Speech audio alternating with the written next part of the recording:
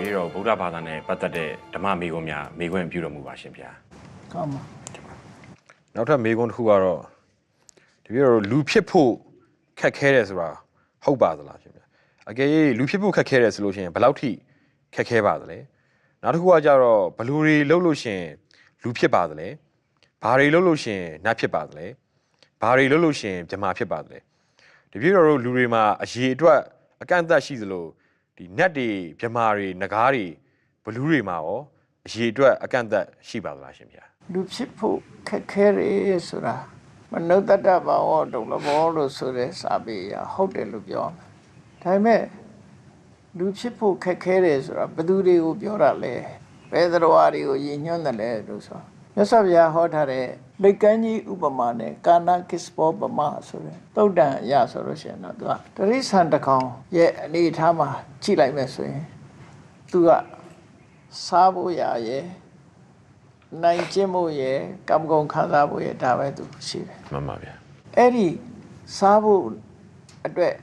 တဏှာလောဘဖြစ်နေတယ်ရံပြူတာကိုယ်လာရံပြူတာတို့အဲ့ဒါတွေနဲ့အမြဲတမ်းကြုံနေရတော့သူဒေါသနဲ့အမြဲတမ်းရှိနေကြောက်တာလဲဒေါသပဲဥပမာချင်းသေးကကျွဲတွေကြိုက်တဲ့ဆိုရင်ကျွဲကိုဖမ်းတယ်ဆိုရင်ချင်းသေးကလည်းဒေါသပဲကျွဲကလည်းကြောက်လို့ပြေးရင်ဒေါသပဲမှန်ပါဗျာသူတို့ဟာစားဖို့ရလဲလောဘဖြစ်ရတယ်ဒီတကောင်းအတွက်မှလည်းပဲနိုင်ကျင့်ကြတာဆိုတော့ဒေါသတွေဖြစ်တယ်ဘာလောဘဒေါသမဖြစ်ဘူးဆိုတဲ့အချိန်မှလည်းပဲအမှန်တရားကိုသိနိုင်စွာမရှိလို့မောဟတွေကလွှမ်းမိုးနေတယ်မှန်ပါဗျာအိဋ္ဌာရဲ့စားရရဲ့ကာမဂုဏ်ခံစားရရဲ့ဆိုတဲ့အကုသိုလ်တရားတွေနဲ့တဘောအဆုံးသတ်သွားတဲ့ပုဂ္ဂိုလ်တွေဖို့ဟာသူတို့မှာဒါနကောင်းမှုဆိုလဲဘယ်လိုမှမရှိနိုင်ဘူးနော်ကိုချင်းသီလဆိုလဲဘယ်လိုမှမရှိနိုင်မရှိနိုင်သည့်အတွက်ကြောင့်သူတို့ရှုထောင့်ကနေကြည့်လိုက်မယ်ဆိုရင်လူဖြစ်ဖို့အလုံးခက်တယ်ဆိုတာဟုတ်ပါတယ်နောက်တစ်ခုကဘာပဲဖြစ်ဖြစ်နှိုင်းရှင်ကြည့်ရမယ်ဥယျာဉ်ချင်းနှိုင်းရှင်ကြည့်လိုက်မယ်ဆိုရင်တရိษံတွေက species မျိုးစားတွေအများကြီးရှိတယ်ငါးတကောင်ရဲ့မွေးဖွားနှုန်းကိုကြည့်ပေါ့ငါးတကောင်ဟာဥတန်ပေါင်းများစွာရှိတယ်လူတယောက်ရဲ့မိခင်ရဲ့ကိုယ်ထဲမှာဘလောက်တရီတည်နိုင်တော့နော်မွေးဖွားနိုင်တော့လွန်နေတယ်လေမှန်ပါဗျာအဲ့တော့တရိษံတွေရဲ့မွေးဖွားနှုန်းလူရဲ့မွေးဖွားနှုန်းနဲ့ကြည့်မယ်ဆိုရင်လူရဲ့မွေးဖွားနှုန်းကလွန်နေတယ်မှန်ပါဗျာလွန်နေတော့မမွေးဖွားပဲနဲ့လူကဖြစ်မှာမဟုတ်သည့်အတွက်ကြောင့်အဲ့ဒီရှုတော့ကကြည့်ရင်လည်းပဲလူဖြစ်ဖို့တော့ခက်ခဲတယ်မှန်ပါဗျာအခုခေတ်ဆိုရင်တော့ပို့ပြီးတော့လူဖြစ်ဖို့ခက်ခဲလာတယ်ဘာကြောင့်လဲဆိုရင်လက်ခံတဲ့လူကနည်းလာမှန်ပါဗျာတားဆီးတဲ့ပုဂ္ဂိုလ်တွေကများလာမှန်ပါဗျာလာခြင်းတော့လဲလာလို့မရအောင်တားတဲ့စနစ်တွေပေါ်လာမှန်ပါဗျာတော့ဘာနဲ့တူလာတော့ဆိုရင် immigration နဲ့ဟိုလာတဲ့နေရာဗီဇာထုတ်မပေးတာနဲ့သွားတူတယ်မှန်ပါဗျာဒီကလည်းအဝင်မခံဘူးမှန်ပါဗျာဟိုကလည်းဟိုဗီဇာမပေးဘူးဆိုရင်ရောက်လာဝဲရတော့ခက်တယ်လေမှန်ပါဗျာအဲ့တော့ဘယ်ရှုတော့ကကြည့်တရိษံတွေရဲ့ဥယျာဉ်နဲ့ကြည့်လိုက်မယ်ဆိုရင်လူဖြစ်ဖို့ခက်ခဲတယ်လို့ပြောရမှာဖြစ်တယ်မှန်ပါဗျာဒီလူရဲ့မွေးဖွားနှုန်းနဲ့ကြည့်မယ်ဆိုရင်လည်းလူဖြစ်ဖို့ခက်ခဲတယ်ဆိုတာဒါလက်တွေ့အပြင်လက်ခံနိုင်ပါတယ်မှန်ပါဗျာဘယ်လောက်ထိခက်ခဲပါသလဲလို့ဆိုတော့ခုနကတရိษံတကောင်လူဖြစ်ဖို့ကြတော့သူကလူဖြစ်စေတတ်တဲ့ဒါနသီလဆိုတဲ့ကုသိုလ်ဖြစ်ဖို့ဆိုတာသူ့ဘဝမှာအလုံးကိုခက်ခဲတာမှန်ပါဗျာအဲ့ဒါမှမရှိလို့ရှိရင်သူကဘယ်လိုလုပ်လူဖြစ်မလဲအဲ့ကြောင့်မို့သူ့ရဲ့တသက်တာကာလအသက်တန်းကလည်းဆိုပါစို့တရိษံတွေတော့မျိုးရှိမှာပေါ့ခွေးတွေဆိုလို့ရှိရင်အသက်စိတ်တဲ့ကြောမှမထင်ပါဘူးမှန်ပါဗျာမှန်ပါဗျာအဲ့ဒီကောင်တွေရဲ့အများစုကိုကြည့်လိုက်မယ်ဆိုရင်ခုနလိုလောဘတွေဒေါသတွေမောဟတွေနဲ့ပဲသူတို့ဘဝဆုံးသက်သွားတာဆိုလူဖြစ်စေတတ်တဲ့ကုသိုလ်ကောင်းမှုမှာသူတို့လုပ်ဖို့ဆိုတာအမှန်တမ်းခဲရင်တယ်မှန်ပါအကြောင်းတရားခဲရင်သည့်အတွက်ကြောင့်သူတို့ဟာလူဖြစ်ဖို့ခဲတယ်လို့ပြောမှန်ပါဗျာဘယ်လိုလုပ်ရင်လူဖြစ်ပါသလဲလို့ဆိုလို့ရှိရင်လူဖြစ်ဖို့ကြတော့ခုနပြောတဲ့ဌာနကောင်းမှုရင်လည်းလုပ်ရမယ်သီလရင်လည်းစောင့်တည်ရမယ်မှန်ပါဗျာကိုချင်းသီလဆိုတာအကျဉ်းတရားတို့မေတ္တာတို့ကိုအခြေခံတာဖြစ်တယ်မှန်ပါဗျာတစ်ဖက်သားကိုမထိခိုက်စေတဲ့အရာဖြစ်တယ်မှန်ပါဗျာဒါနဆိုတာကြတော့အများကိုစာနာထောက်ထားတယ်မှန်ပါဗျာအများကို ပေါ်မှာမေတ္တာထားတယ်အဲ့တော့အဓိကကတော့အကျဉ်းနာနဲ့မေတ္တာဒီလူဖြစ်ဖို့ရာအတွက်ဒါတော်တော်ကိုအရေးကြီးတဲ့အရာပေါ့နော် မှန်ပါဗျာ တန့်စင်တဲ့မေတ္တာနဲ့အကျဉ်းနာတရားတွေပေါ်မှာအခြေခံပြီးတော့ဒါနကောင်းမှုသီလကောင်းမှုလုပ်လို့ရှိရင်တော့လူဖြစ်ပါ မှန်ပါဗျာ နတ်ဖြစ်တာလည်းပဲအဲ့ဒီတိုင်ပဲမြတ်စွာဘုရားကတော့တာမန်ဒါနသီလလုပ်တဲ့ပုဂ္ဂိုလ်တွေကလူဖြစ်တယ်တဲ့အထက်တန်းကြလောက်အောင်စောစောပြည့်ပြည့်လုပ်တဲ့ပုဂ္ဂိုလ်တွေကလူထဲမှာတောင်မှပဲသူတို့ကတထေးစေချွေ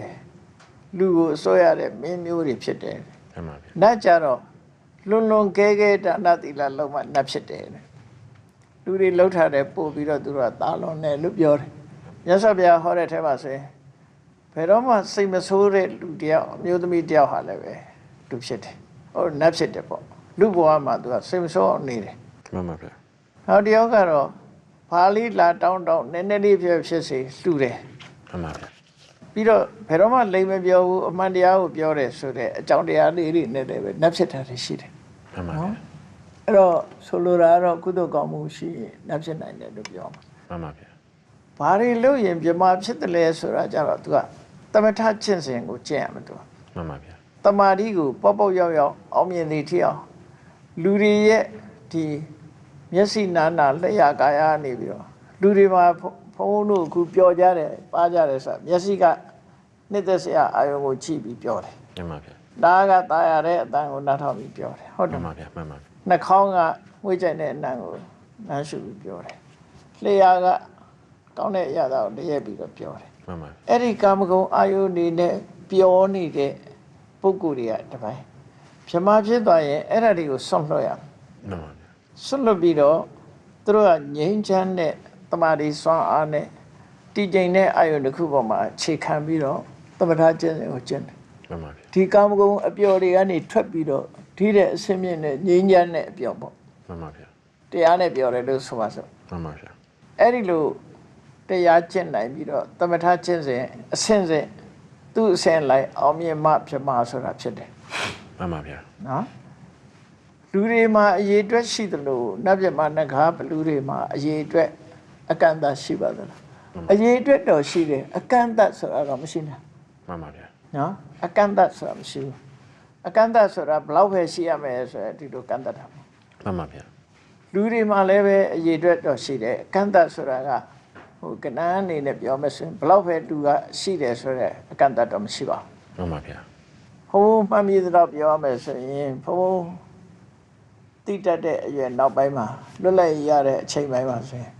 ပမာပြည်ရဲ့လူကြီးက28သန်းပဲရှိတယ် မှန်ပါဗျာ နော်28သန်းပဲရှိတယ်ခုသန်းပေါင်း50ကျော်60ပါးကဖြစ်လာတယ် မှန်ပါဗျာ အဲ့တော့အရေးအတွက်ကတော့ဒါတကောင်စရင်မှန်လို့ရှိရင်တော့မှန်မှာပေါ့နော် မှန်ပါဗျာ အရေးအတွက်ကအဲ့ဒါလိုပဲနတ်ဖြစ်ပါတွေကလည်းပဲကုသကောင်မှုလုပ်တဲ့လူတွေများလာလို့ရှိရင်နတ်တွေအရေးအတွက်တိုးတက်တယ် မှန်ပါဗျာ တရားကျင့်တဲ့ပုဂ္ဂိုလ်တွေများလို့ရှိရင်လည်းဗြဟ္မာအရေးအတွက်တိုးတက်တယ် မှန်ပါဗျာ နော်နဂါဖြစ်စေတတ်တဲ့ဒီနဂါဆိုတာတော့စတုမာရိနတ်ထဲပါတယ်နဂါရှိတယ်တိရစ္ဆာန်နဂါရှိတယ် မှန်ပါဗျာ အဲ့တော့တိရစ္ဆာန်ကတော့မကောင်းတာတွေလုပ်လို့ဒေါသအကြီးတဲ့ပုဂ္ဂိုလ်တွေကနဂါဖြစ်တယ်ဒေါသကြီးတဲ့ပုဂ္ဂိုလ်တွေကဘလူဖြစ်တယ်ပေါ့ မှန်ပါဗျာ အဲ့ဒီနဂါတို့ဘလူတို့ကြတော့စတုမာရိဘုံထဲမှာအဝင်နဲ့နဂါဘလူလည်းရှိတယ် မှန်ပါဗျာ အဲ့ဒါတွေကြတော့ကုသိုလ်တစ်ပိုင်းပါတယ်ပေါ့နော်ကုသိုလ်လုပ်တာတွေပါတယ် မှန်ပါ အဲ့တော့သူတို့မှလည်းပဲဥယျာဉ်အတိုးအယုတ်တော့ရှိတယ်ဘလောက်ပဲရှိရမယ်ဆိုတဲ့အကန့်အသတ်တော့မရှိပါ မှန်ပါဗျာ ဘူးနော် မှန်ပါဗျာနောက်တစ်ခုကတပည့်တော်တို့ကြားဦးတာဒီဟိုမြတ်စွာဘုရားဟောကြားတယ်လို့ကြားဦးတာပဲ तू ကမြေကြီးပေါ်ကမြေမှုန်တချို့လက်သေးကုန်ပေါ်တင်ပြီးတော့မေးတာပေါ့မြေမှုန်တွေကပုံဒီကဘာမြေကြီးကမြေမှုန်ကပုံများသလားလက်သေးပုံကမြေမှုန်ကပုံများသလားမေးတာအဲ့တော့ तू ပြောတဲ့ဥစ္စာမှာလည်းပဲလူပြန်ဖြစ်တဲ့လူတွေကနေလူပြန်ဖြစ်တဲ့အရေးအတွက်ကဒီရောလူတွေကငကိုရှိပြီးသားလူတွေကကဘာမြေကြီးလောက်ရှိရဆိုလူပြန်ဖြစ်တဲ့အရေးအတွက်ကလက်သေးကုန်ပေါ်ကမြေမှုန်လောက်ပဲဖြစ်တယ်လို့တပည့်တော်တို့ဖတ်ဘူးတယ်အဲ့ဥစ္စာမှန်ပါသလားဗျာ အဲ့ဒီဥပမာတော့တခြားနေရာဟောတာပါမြတ်စွာဘုရား မှန်ပါဗျာ နော်တခြားနေရာဆိုတာသစ္စာလေးပါးသိသူမသိသူအဲ့လောက်ထိအောင်ပမာဏကွာခြားတယ်လို့သူတို့ဆိုလိုတာပေါ့ မှ နော် န်ပါဗျာမှန်ပါဗျာ လူဖြစ်ပြီးတော့လူသေးပြီးတော့လူပြန်ဖြစ်တဲ့ပုဂ္ဂိုလ်ကတော့ကမ္ဘာလောကကြီးမှာဒီ ခလုတ်ကတင်းချိုင်ချင်းနေနဲ့မသားရတဲ့တောတောင်ဒီနဲ့သားရတဲ့ပန်းဥယျာဉ်နေနဲ့ဘယ်အများသလဲဆိုတဲ့ဥပမာနဲ့ပဲဖျားဟောတယ် မှန်ပါဗျာ နော်အဲ့တော့တောတောင်တွေကသားရတဲ့နေရာအမတမနဲပြီးမသားရတဲ့နေရာလူသွားလို့ဝင်လို့မရတော့ရှုပ်ထွေးတဲ့နေရာတွေကများတယ်ပေါ့နော်ဥယျာဉ်နေနဲ့ဗိမာန်နေနဲ့သားရတဲ့နေရာကနဲတယ်ပေါ့ မှန်ပါဗျာ နောက်ပြီးတော့သစ္စာလေးပါးသိသူမသိသူဟိုလည်းပဲအဲ့မြေကြီးပေါ်မှာတင်ပြီးတော့မြတ်စွာဘုရားတက်သေးပေါ်မှာတင်ပြီးတော့နခတိခတုတ်လို့ခေါ်တယ် မှန်ပါဗျာ အဲ့ဒီတုတ်တံမှာအဲ့လိုလူဦးရေနဲ့ပတ်သက်ပြီးခေါ်တာတော့အဲ့လိုခေါ်တာမဟုတ် မှန်ပါဗျာ ကန္နကိစ္စဘောပေါ်မှာတုတ်မှာ တင်ပါဗျာ လိတ်ကန်းကြီးတစ်ကောင်ဟာလိတ်ဆိုတဲ့အကောင်ကပင်လယ်ထဲမှာပင်လယ်လိတ်ပေါ့နော် မှန်ပါဗျာ ပင်လယ်ထဲမှာကျမ်းပြင်အောင်မှာရှောက်သွားနေနှစ်ပေါင်း100ကြာမှပင်လယ်ရေမျက်နှာပေါ်တက်ပြီးတော့အသက်ရှူတယ် မှန်ပါဗျာ အနှစ်100မှအသက်ရှူတယ်အဲ့ဒီမှာပင်လယ်ထဲမှာလှိုင်းပုတ်လို့မျောနေတဲ့တဘိုးကြီးကအပေါက်တစ်ပေါက်ထဲပါတယ် မှန်ပါဗျာ အပေါက်တစ်ပေါက်ထဲပါတဲ့တဘိုးကြီးနဲ့ခုနလေကြီးကခေါင်းပြူလိုက်တဲ့ပင်လယ်ပေါ်မှာခေါင်းပြူလိုက်တဲ့အချိန်လေးမှာသူ့ခေါင်းနဲ့ဒီတဘိုးသားတော်ကြီးရဲ့အပေါက်နဲ့အကြဆွတ်ပြီးဖို့ဆိုတာဘလို့မှမဖြစ်နိုင်တော့ခက်ခဲတယ်ပေါ့နော်အဲ့တော့တိရစ္ဆာန်ဘဝရောက်သွားတဲ့တိရစ္ဆာန်တစ်ကောင်ဟာလူဖြစ်ဖို့ခဲနေလို့အဲ့လိုခေါ်တယ်အဲ့ဒါ မှန်ပါဗျာတင်ပါဗျာ အဲ့ဒီပုံစံနဲ့ခေါ်တာနော် တင်ပါဗျာနောက်ထပ်မေးခွန်းတစ်ခုကတော့နတ်တွေနဲ့ဂျမာတွေနဲ့ကဘလို့တကိုးရှိပါလဲရှင်ဗျာဘာတွေရောကွာခြားမှုရှိပါလဲရှင်ဗျာနတ်နဲ့ဂျမာတွေက နတ်နဲ့ပြမတွေကအကြောင်းတရားလုံးကြတာချင်းဆိုရင်နတ်ကဒါနနဲ့သီလပဲလုပ်တယ် မှန်ပါဗျာ ပြမကြတော့သမထချင်းစဉ်ဘာဝနာကုသိုလ်ထီအောင်ဆိုတော့ မှန်ပါဗျာ သူကအသက်ပိုးရှည်တယ်နော်ဘဝမှာအသက်ပိုးရှည်တယ်နတ်တွေတဲ့စာပေါင်းများစွာအသက်ရှည်တယ်ကဘာချီပြီးတော့အသက်ရှည်တယ် မှန်ပါဗျာ ပြီးတော့အစွမ်းတကူကြတော့လေနတ်တွေတဲ့ပို့ပြီးတော့အစွမ်းတကူကြီးတယ် မှန်ပါဗျာ ကြီးတယ်ဆိုတာသူ့ရဲ့အရှိန်ဟိုတောက်ပမှုကနတ်တွေတဲ့အဲဆိုတာလုံးနေပေါ့ မှန်ပါဗျာ အဲ့တော့တကူလို့ဆိုဒီမှာသူတို့ရဲ့စွမ်းဆောင်မှုကိုပြောတာ မှန်ပါဗျာ စွမ်းဆောင်မှုကိုပြောတာ မှန်ပါဗျာ အဲ့တော့သူတို့ကုသိုလ်ကောင်းမှုကလည်းပဲကြွားချသည့်အတွက်ကြောင့်နတ်တွေရဲ့အစင်လာမှုလှပတဲ့အာယုန်တွေတွေ့ရှိရမှုဒီအတန်တွေကြားရမှုအနံ့တွေရှူရမှုအရသာခံစားရမှုအထီးတွေကောင်းမှုနောက်တစ်ခါဒီအသက်ရှိမှုခွန်အားရှိမှုချမ်းသာမှုစွမ်းကိုဒီရှိရအာယုအနတုခပလပေါ့နော် မှန်ပါဗျာ အဓိပတိယလို့ဆိုရဲအစိုးရမှုအဲ့ဒီအတိုင်းတာတွေကများစွာကြွားချကြတယ် မှန်ပါဗျာ ဥပမာမဲ့လူချင်းပြောရမယ်ဆိုလို့ရှိရင်ပတ်စံရှိတဲ့လူနဲ့မရှိတဲ့လူဟာဘာကွာခြားလဲအဲ့ဒါလေအလုပ်တစ်ခုလုပ်တာကိုစွမ်းတကူလို့ပဲခေါ်တာပဲ မှန်ပါဗျာ ပတ်စံရှိတဲ့လူကဟုတ်လားကိုချမ်းသာအောင်နေနိုင်တယ် မှန်ပါဗျာ ဟိုစီးတဲ့ရင်ပဲဖြစ်စေနေထိုင်တာပဲဖြစ်စေပတ်စံရှိတဲ့လူကအားလုံးဘယ်တော့မှချမ်းသာတယ် မှန်ပါ အကုန်လုံးနိုင်တယ်ပတ်စံမရှိတဲ့လူကအဲ့ဒါတွေအတွက်သူခက်ခဲတယ် မှန်ပါဗျာ အဲကြောင့်မို့နတ်နဲ့ပြမနဲ့ကလည်းပဲဟိုစွမ်းကိုချင်းမတူကြဘူးပေါ့နော် မှန်ပါ စွမ်းကိုချင်းမတူဘူးအရှိန်ဝါချင်းနေတဲ့ထိုင်တဲ့အဆင့်တန်းချင်းနဲ့မတူဘူးဆဲသားနဲ့ချမ်းသာကြွယ်ဝတဲ့ပုဂ္ဂိုလ်ကနေထိုင်ရတာအဆင့်တန်းချင်းမတူဘူးစားသောက်ရတဲ့အဆင့်တန်းမတူဘူး အဲ့တော့နတ်တွေမှာကြတော့နတ်အထီးတို့နတ်သမီးတို့ရှိပြီးတော့ဂျမာတွေမှာကြတော့ဂျမာအမျိုးသားအမျိုးသမီးကွဲပါလားရှင်ဗျာ အမျိုးသားအမျိုးသမီးခွဲခြားမှုဟာသူက sense pleasure နဲ့သက်ဆိုင်သွားတယ်သူက မှန်ပါဗျာ အမျိုးသားကအမျိုးသားချင်းကြည့်နေရရင်တိတ်ပြီးတော့ဟိုရမယ်ကိုယ်နဲ့မတူတဲ့အရာကို तू ကကြည့်ရမှာမျက်စိက မှန်ပါဗျာ အတန်လည်းတူတူပဲအမျိုးသမီးအတန်အနံ့လည်းပဲတူတူပဲအရသာအထီးအတွေ့ဆိုတာမတူကွဲပြားတဲ့ sense of pleasure တွေရှိတယ် မှန်ပါဗျာ မြမာတွေကြတော့အဲ့ဒါတွေကို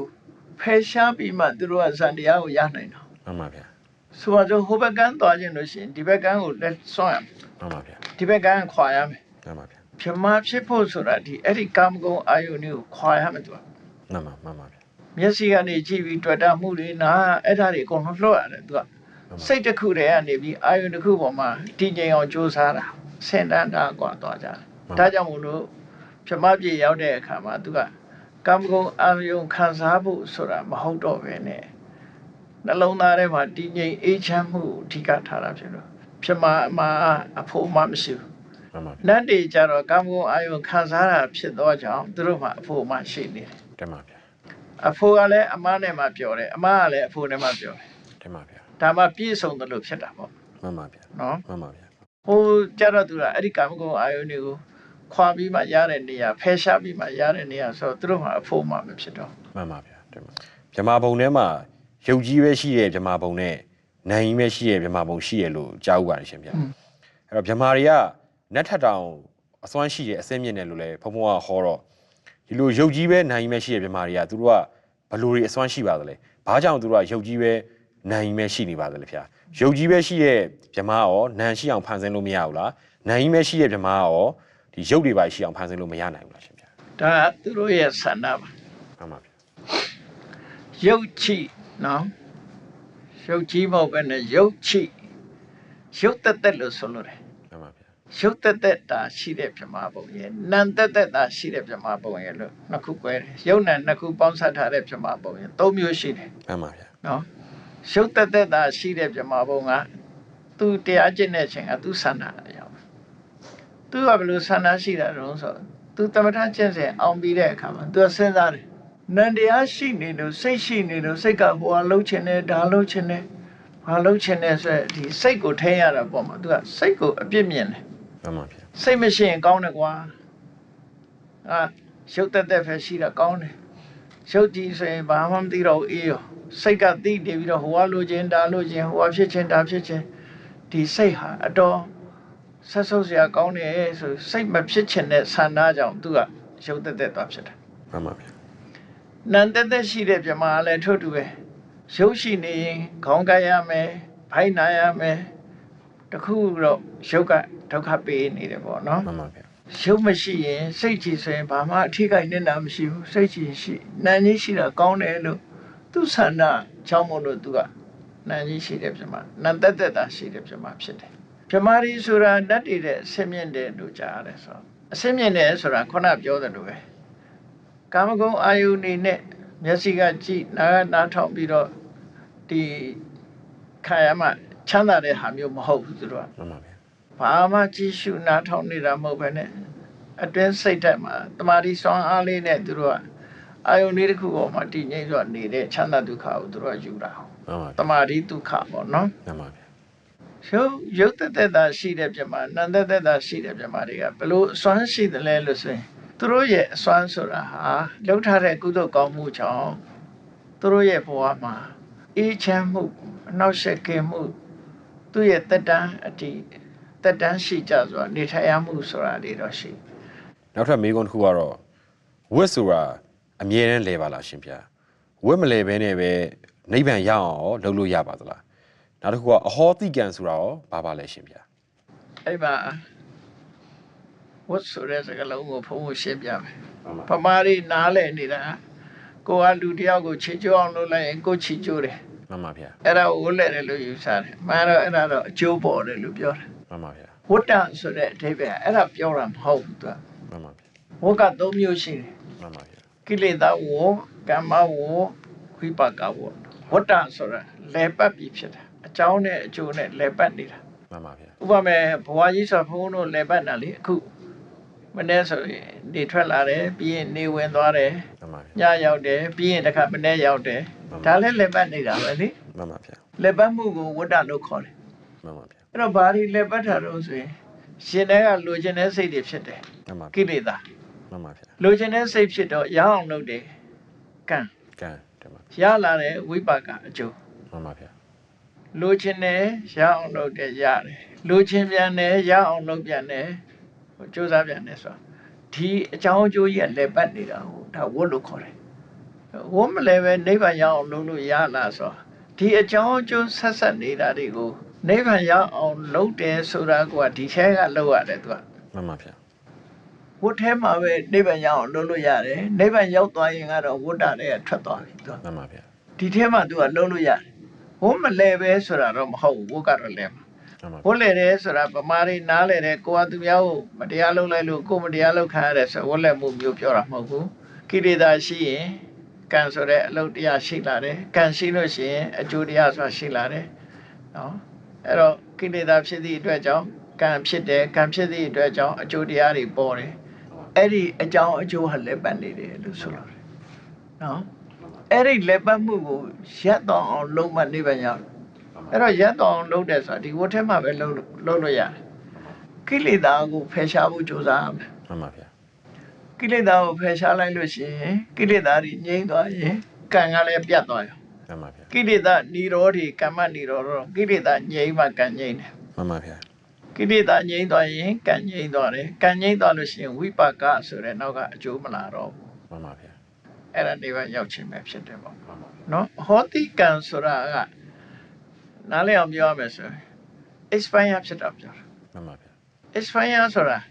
ဆေးပစ္စည်းနဲ့သတ်မှတ်ထားတဲ့အချိန်ကုန်လို့ရှိရင်သူ expire ဖြစ်တာ မှန်ပါဗျာ ဘာပစ္စည်းပဲဖြစ်ဖြစ်သတ်မှတ်ထားတဲ့အချိန်ပိုင်းကျော်သွားရင်ဒါ expire ဖြစ်တာ မှန်ပါဗျာ ဒါအဟောတိကံရဲ့အဓိပ္ပာယ်က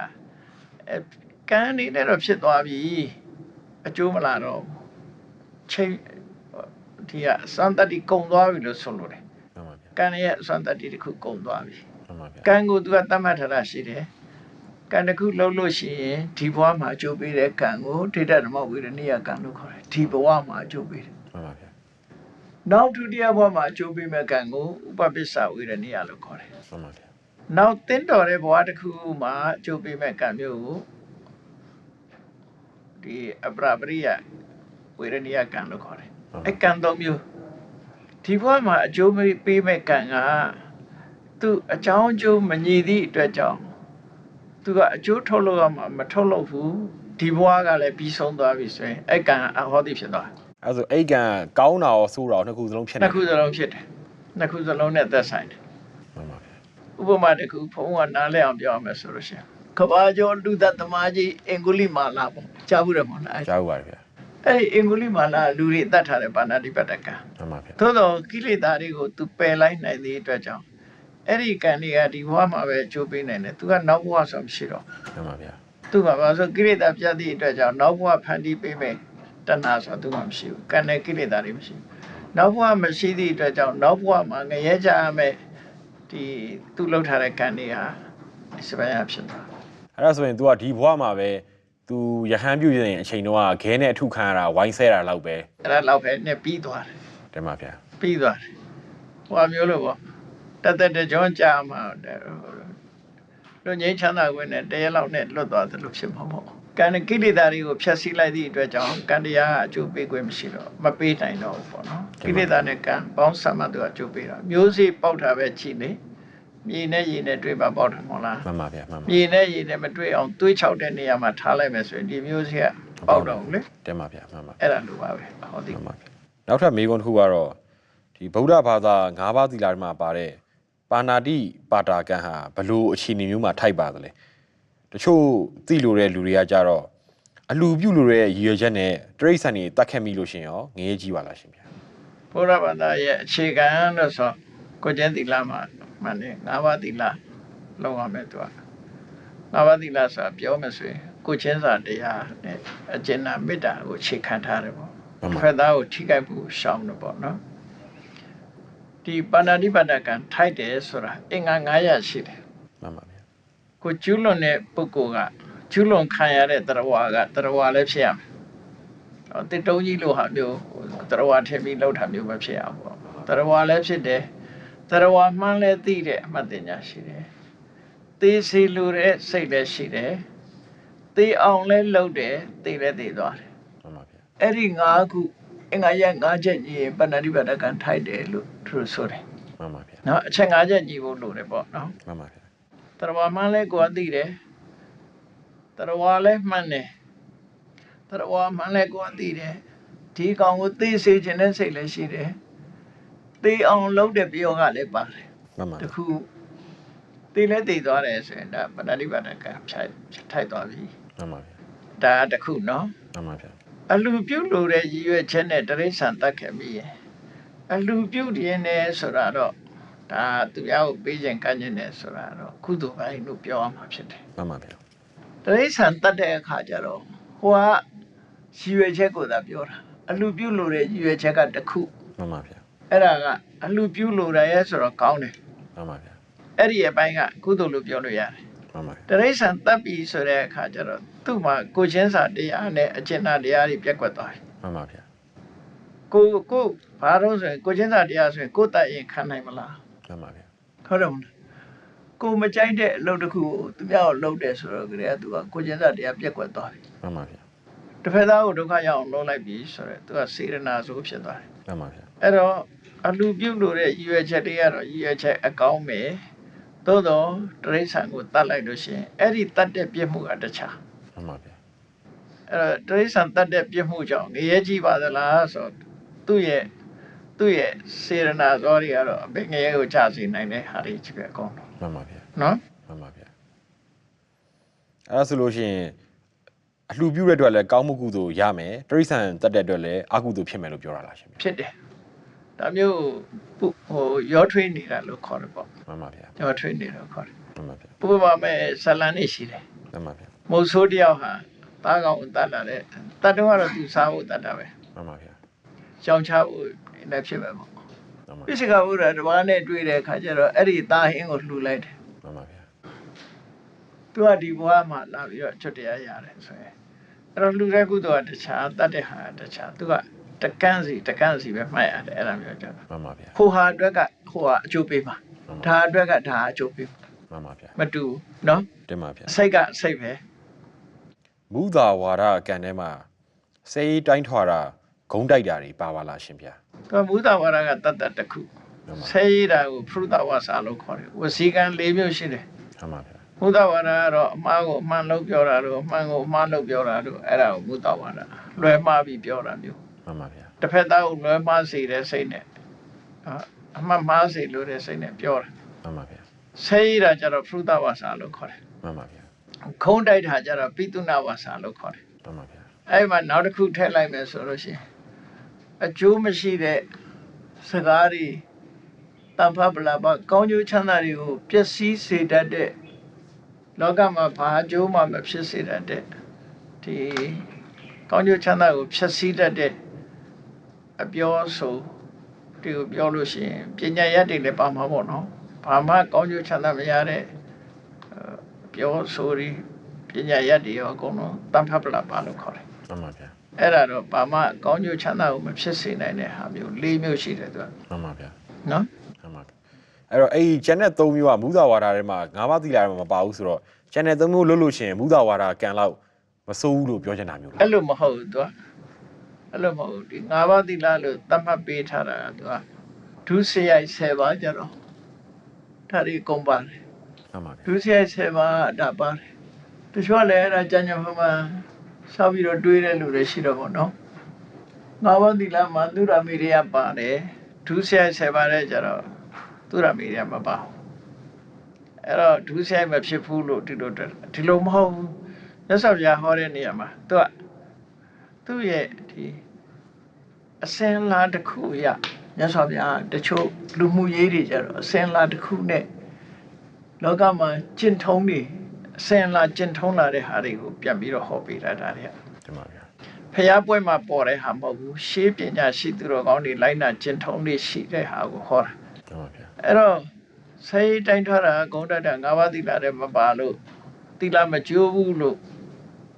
ပြောပြီးမယ်ဒုစရိုက်ဖြစ်တယ်သူက မှန်ပါဗျာမှန်ပါဗျာ ဒုစရိုက်ကတော့ဖြစ်တယ် မှန်ပါဗျာ ဟို Facebook တွေကဆဲတာတွေတို့ Facebook တွေကဂုံတိုက်တာတွေတို့ဒါလည်းပဲဖြစ်တာပဲ မှန်ပါဗျာ အခုသူဖြစ်တယ် မှန်ပါဗျာ သူ့ရဲ့ဝစီဒုစရိုက်တော့ဖြစ်တာပေါ့နော် မှန်ပါဗျာ ဘုဒ္ဓဝါဒတာသီလတွေထည့်ပြီးကျမ်းစာတွေမထည့်တာကဘာလို့တော့ဆိုဆဲတာဆိုတာလူတွေကသိတာလေဂုံတိုက်တာလည်းသိတာတယ်လို့ပြောအောင်ဒီလိန်နာကြတော့သူကအလွန်သိမ်မွေးတာ မှန်ပါဗျာ အလွန်သိမ်မွေးတော့နေစဉ်နဲ့အမျှလူတွေကဒီအမှန်တရားကိုကြော်လွှားပြီးတော့လိန်ပြောရတဲ့လေ့ကျင့်ကြရှိတော့သူကပို့ပြီးတော့အဖြစ်များတယ်လို့ပြောအောင် မှန်ပါဗျာ သူကတစ်ချိန်လုံးဆဲနေပြီပဲလို့လိန်နာတော့ရှိနေတတ်တယ် မှန်ပါဗျာ အဲ့ဒါကြောင့်မလို့အဖြစ်များတဲ့အရာတစ်ခုကိုပဲသီလာထဲထည့်လိုက်တယ်လို့ဒီလိုတော့တွေးကြည့်လို့ရတယ်ပေါ့နော် မှန်ပါဗျာမှန်ပါ